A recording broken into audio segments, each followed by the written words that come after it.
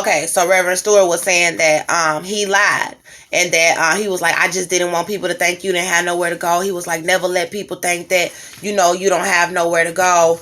But he was setting me up too. So I called my sister, my youngest sister, and I was like, can I come and stay with you? I don't have nowhere to go. And she was like, oh, well, you know, I thought you had somewhere to go. And I was like, I didn't want to ask you, you know what I'm saying, because you didn't offer when I got out of the jail. I met with her, and because she was supposed to come get me when I first got out. She was telling me she was on the way. So when Sterling pulled up, she was saying that she was on the way, because I told her, I was like, just bring my niece and nephew bring my two, bring your kids with you. I ain't seen them in a minute. I don't bite. I'm not finna hurt them. So just bring them with you, because she was saying she needs to drop them off. I was like, man, I've been up in it. You need to come and get me now. And she did. You know what I'm saying? Somebody needs to come and get me right then. You know, and so the Most High let me know that these type of people will try to come after my sister. They'll try to come after her. They'll try to hurt her. They'll try to do whatever. But then he let me know that people were selling me out. That they was leaving me out there. You know what I'm saying? Like, yeah, they would try to, you know, come after somebody. You know what I'm saying? But they leaving you out there. They selling you out too. And then there was other people setting me up too. So, when I met with her that night when Blackjack picked me up, she was supposed to be on the way. And then I was like, well, I'm with my friend or whatever, because at the time I didn't know just how bad he was setting me up. So I was like, I'm with my friend. And then I was like, she said, well, I got some money to give you or whatever. So I was like, okay, cool. So she was gonna meet me. She met me at this little Target to give me a couple of $100. So she gave me the $200, and I was showing her my stomach, and I was really, really, really small. And then, but you could still feel like the baby moving. So I was like, here, put your hand on it. And she was like she didn't really want to feel it. And then I was like, you know, she was saying, like she couldn't feel anything. And it was like she was lying. And then I just, you know, seen her kids, and I went on about I went with the Blackjack Sterling guy back to his house, because he seemed like a cool person or whatever, but there was some stuff that was off about him that I didn't really trust, you know. And then when he was trying to have sex with me that night, I think I left, the next day he took me to get I went to Forever 21 and got me some clothes in medium. And then the medium was a little too tight around my waist, so I should have got a large like the Most High told me to, because God told me that to go to Forever 21 when I got out, give me some clothes and buy it in large. He was like, that's okay. They had you in his store, but you find enough to go in your favorite store and still wear a large. And he was like, you're going to be happy too. But I didn't get the large. I did end up going back and getting the large, and that's what I fit right now. I fit a large or an extra large. I'm kind of like in the extra large right now.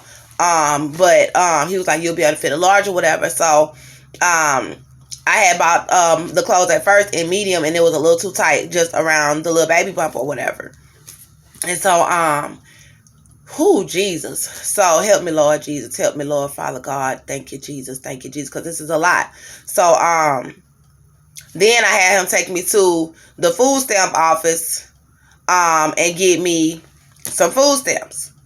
And that I ended up telling him to drop me off that night. Like, no, I stayed up all night flat ironing my hair while he was in the bed asleep.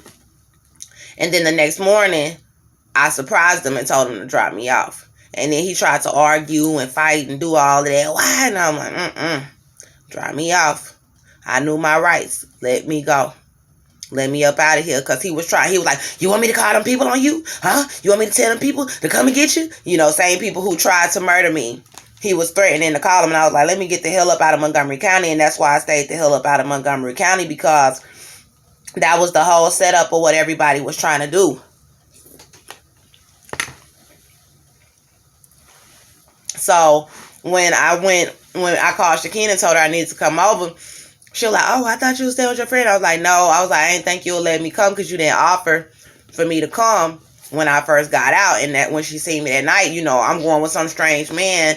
You know, she was like, oh, I thought you had friends. She knows that I didn't have any friends. You know what I'm saying? So she was like, yeah, you can come, you know. So But she was like, I don't want nobody in my house, and I don't want anybody this, and I don't want any that, and that's understandable. But then she was not giving me no type of assistance. You know what I'm saying? Like, it was all kind of stuff going on. She had nothing but old food in the house when I got there. All the food was stale, except for a few things that was supposed to be for her kids. Not long after I was at Shakina's house, my food stamps got cut off. And then I remember giving her money for groceries to go and get food, and she went and bought her kids Chipotle, and that was supposed to be for groceries. And then she did go get a few items or whatever. And Vanessa had gave me a plate, you know, but I was in there scrambling up whatever I could to try to eat. And when I did go grocery shopping, I met a man in Walmart the first time I went.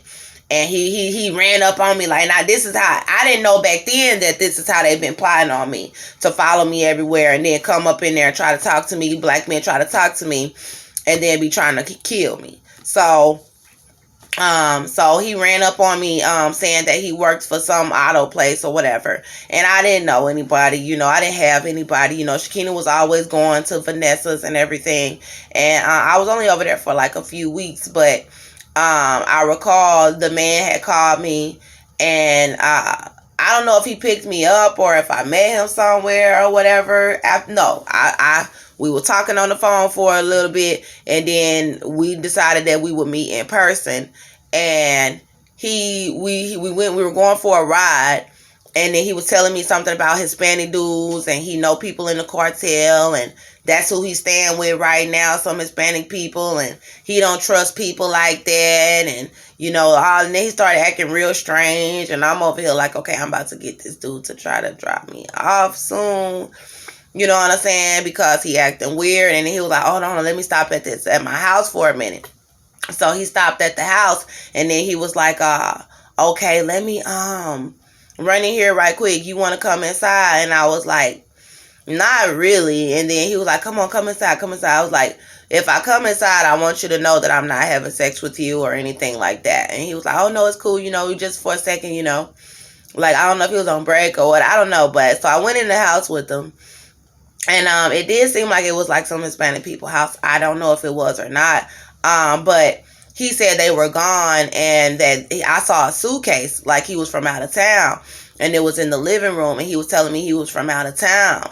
And so then he had he had offered me some beer, and I was like, I don't drink, you know, alcohol. And then he like asked me if I wanted some water, so I think I got maybe some water or soda or juice, I don't know. And then he was like, yeah, you acting funny, you know, why you act like that and stuff like that. And I'm sitting over here like, what the hell is he talking about? I'm not acting like anything. So then he was trying to like push up on me, and I was telling him I don't want to have sex with you. And then so he got up on me on the wall and started trying to force me to have sex with him on the wall. And then I was like telling him no, and moving his hand and everything. And then I was like, oh, I'm finna go outside. You know, I was like, this was after I had got the ultrasound. So I had went to Expectation Studio, and I had called Andrew at Shakina's house, and I asked Andrew, I was like, I need to go get an ultrasound because I knew I was pregnant. They would deny my pregnancy. I was like, I need to get an ultrasound, and I need you to send me the $40 for it, because this was the only place that I knew that I looked up that could do the ultrasound without having the pregnancy diagnosis by the provider. So by your provider. So you didn't have to have a provider for her to do the ultrasound for you. So being that no doctor would confirm my pregnancy and that they all was lying about it, you know what I'm saying? I was like, okay, let me go to this lady because she'll do it for me without the doctor. And so I had told Larissa when I was at Cat and Cookie in them house that showing her pictures of my belly and telling her I was pregnant. She was like, you can go out of state or whatever and get it. So when I was in Shakina's house, I had found this lady, and I called Andrew and I asked him for the money, and he was telling me no, he wouldn't give me the money for the ultrasound. And so I was like, you don't care about your grandchild, you don't care about your grandson or your grandson or your granddaughter, you don't care, you know, because I ain't know boy or girl, what. I was like, you don't care about your grandchild, you don't care. And I hung up on him. I was like, I'm done with him. Click. Because he left me in there, he knew what was going on, and he done did a lot of trifling stuff to me throughout my life. So I just clicked. I just hung up.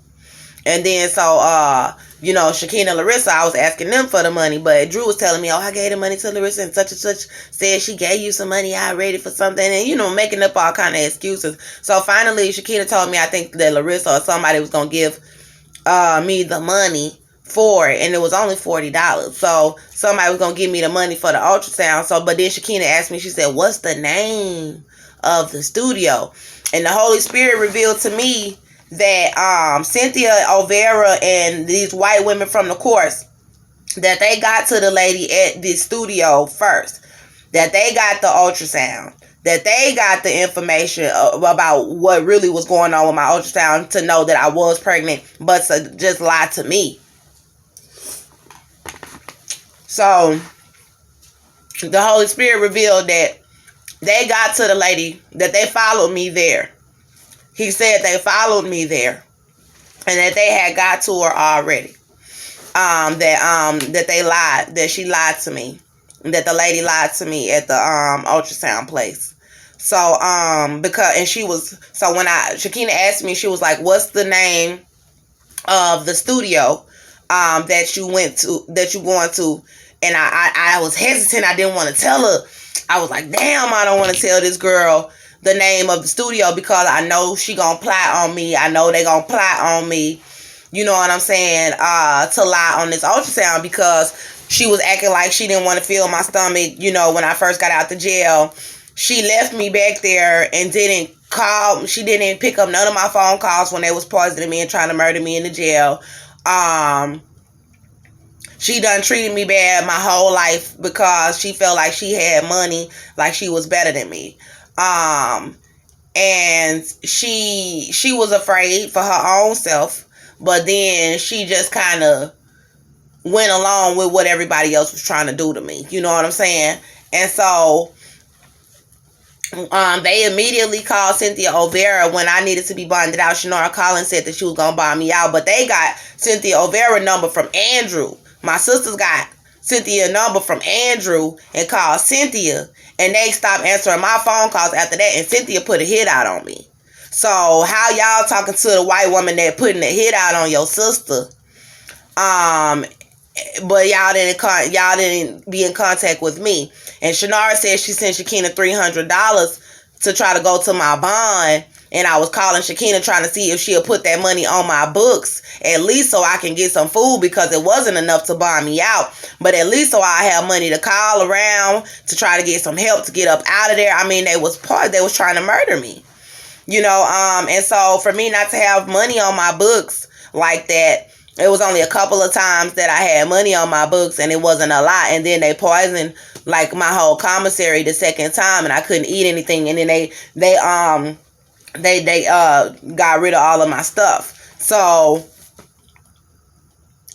Lord Jesus help me. So they made it to, they had me, she asked me what was the name of the ultrasound studio, and I was like, man, I don't trust Shakina.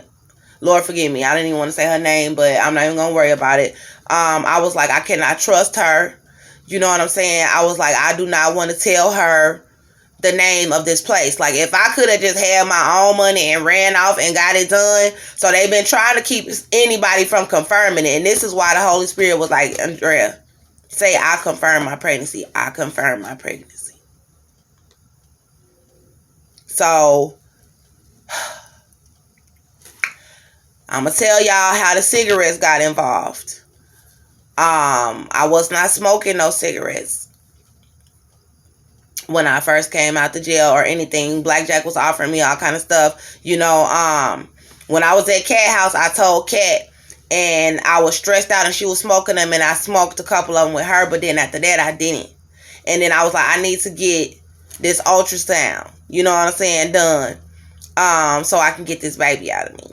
And so what I did was I set it up for me to go to the ultrasound studio or whatever. And when I was at Shakina house, I didn't have no cigarettes. I was not smoking, and she was like, well, what's the name of the place? And I did not want to tell her. I was like, man, I don't want to tell her, because I just have a feeling that as soon as I get up there, that they're going to plot and they're going to do something, because they had done so much crap, man. It didn't make no sense. And so, surely enough, when I got up there, they was trying to act all nice to me, the white women in there, and I was like, I know they're not gonna confirm it. I know they're gonna lie, because that's what everybody been doing. Everybody been involved with this, and it's just so wicked. That's why I was like, somebody needs to come get me and my children out of America because of what they're trying to do. That's exactly what the Holy Spirit said. So, that means that it's pretty much everybody. Like, it's too many people doing it. You know what I'm saying? To where she ain't got nobody she really can trust like that. And so, and her children is involved.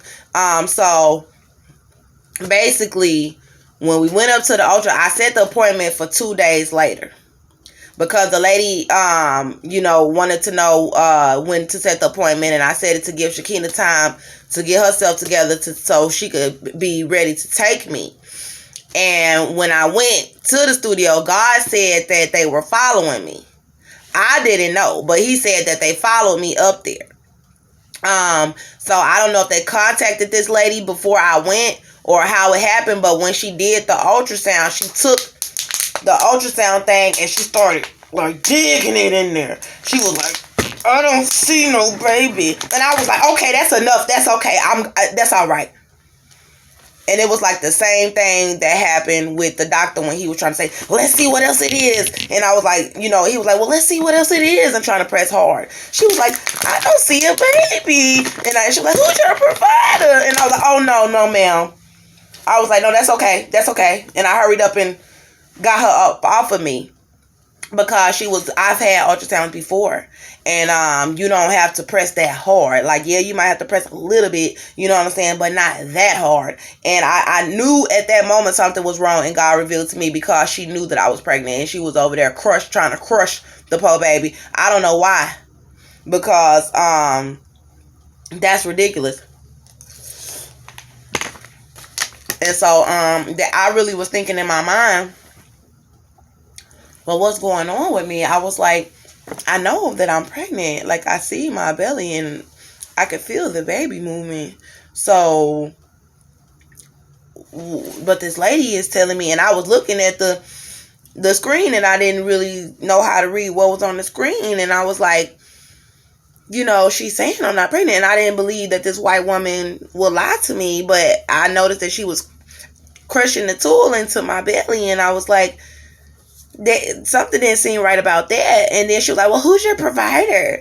And that really kind of got me too, because I had laid back and I told her, I was like, I know I'm kind of small, you know what I'm saying, because I'm small. And I was like, I know I'm kind of small, you know what I'm saying, but I'm pregnant, and I just hurried up and got my stuff and got up out of there. I was like, let me just get up out of here. And that's what psychologically caused me to start smoking the cigarettes. Just on a normal basis, because that's abuse, and they've been abusing me.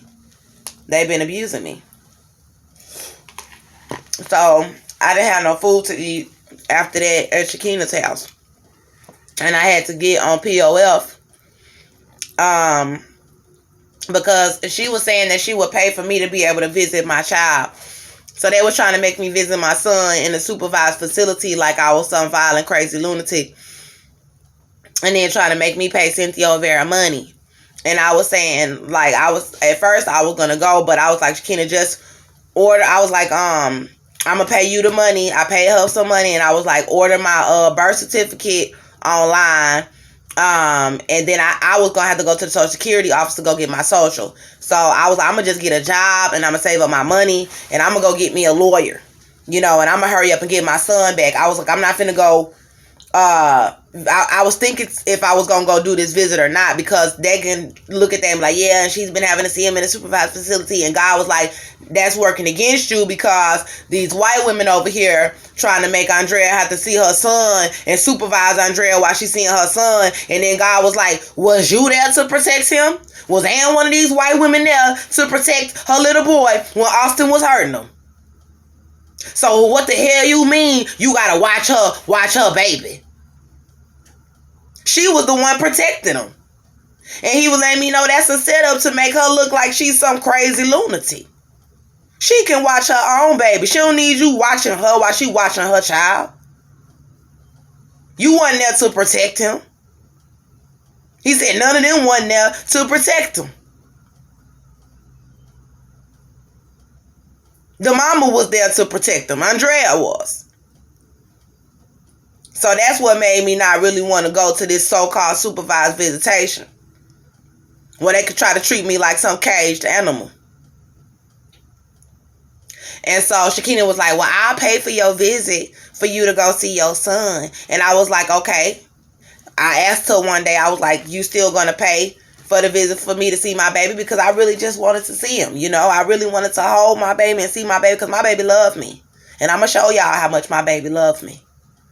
And they was like, she was like, oh, well, I don't know. Hold on. I got to look at my stuff. And after that, I was like, man, to hell